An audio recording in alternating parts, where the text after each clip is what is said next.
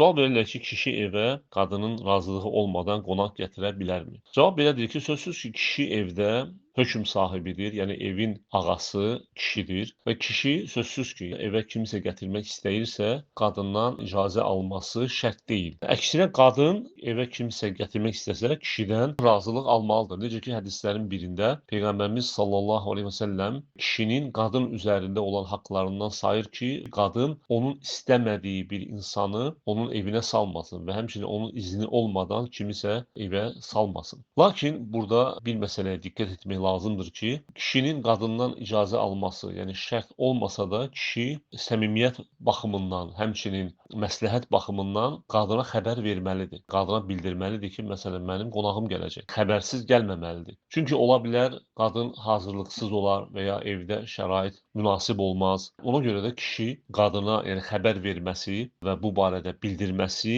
daha məsləhətdir.